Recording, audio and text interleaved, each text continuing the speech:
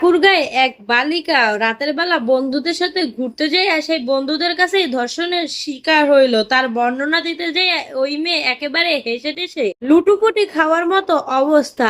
বলেন কি? আচ্ছা, আপনাদের কি মনে হয় এই মেয়ে যদি কখনো পুলিশের কাছে ধরা না পড়তো তাহলে কি এই তথ্য সামনে আইতো? আমার তো মনে হইতেছে নিজে ধরা পড়া বন্ধুদের মাথায় দোষ চাপাই দিতেছে এই তরুণী। সঠিক বলেছেন, আপনার বুদ্ধি ভালো।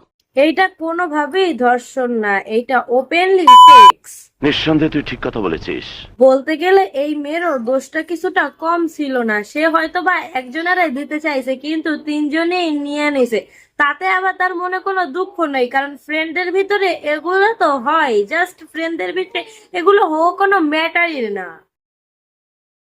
আজকাল বাংলাদেশের তরুণেরা তো অনেক আপডেট হয়েছে, তাই তাদের কাছে এইসব কোনো ব্যাপারই না। শুধু পুলিশ মামারা বেশি বুঝে, তাই কি আর করবে, নিজে বাঁচতে বন্ধুদের এখন স্যাক্রিফাইস করতে হয়েছে। একটা কথা আছে না, নিজে বাঁচলে বাপের নাম।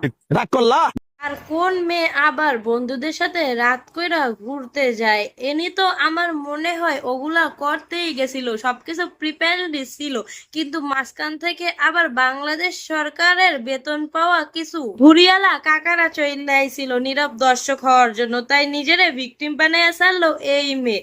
আসলে কথা একটা আছে, মিষ্টি যত বড় কামড় দিয়েই খাওয়া যায়, মিষ্টি তো মিষ্টিই লাগবে, তিতা তো আর লাগবে না। আসলে এই মেয়েটার তো কোনো দোষ নাই, মেয়েটা ধর্ষণ হয়েছে না, আপনারা ভুল জানেন, শারীরিক শান্তি পেয়েছে। রাগ করলা? দেখেন এই মেয়েটার হাসি মুখটা দেখেন, এই হাসি মুখটা দেখেই বুঝে যাইতেছে ওইসব ছেলেদের থেকে এই মেয়েটা বেশি মজা পেয়েছে। সঠিক বলেছেন। সব থেকে বড় কথা, কোনো ধর্ষিতার ব্যাপারে এরকম কথা বলা একদমই উচিত না, কিন্তু আসলে এরা ধর্ষিতা না, এরা নিজেরা ইচ্ছা করে বিলিয়ে দেওয়া পাবলিকেরা, তাদের ব্যাপারে এরকম কথা বলাই যায়। নিঃসন্দেহে তুই ঠিক কথা বলেছিস।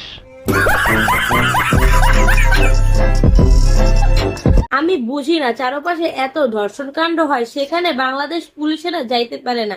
এইসব কাণ্ডে কিভাবে নিজেদের আবিষ্কার করে আল্লাহই জানে। আমি বুঝতে পারি না, বাংলা সিনেমায় প্রত্যেকটা পুলিশ যেমন দেরি করে এন্ট্রি নেয়, ঠিক তেমনই মানে বাস্তবে যত ক্রাইম সিন হয় সব ক্রাইম সিনই পুলিশে সব থেকে দেরি করে এন্ট্রি নেয়, কিন্তু এইসব ব্যাপারে বাংলাদেশ পুলিশ আবার খুব ফাস্ট ফাস্ট কাজ করে। কি আর করবে এই বেচারিরা, বাজেট মনে হয় কম ছিল তাই রাস্তায় নাইমা পড়ছে, পুলিশ কাকারা চলে আইসা তাই ভিকটিম সাইজা বন্ধুদের ফাঁসাইয়া দিছে। কেসটা তুমি ধরেই ফেলেছো। আমার সাথে কারা কারা একমত অবশ্যই কমেন্ট কইরা জানান। এইসব মেয়েদের জন্য সত্যিকারই ধর্ষিত মেয়েরা কখনো মুখ খুলতে পারে না, কখনো ন্যায় বিচার পায় না, ঠিক কিনা বলেন? কিন্তু আমার মনে হয় এই মেয়েটাকে গারদের ভিতরে নিয়ে ডিম সেদ্ধ থেরাপি দেওয়া উচিত।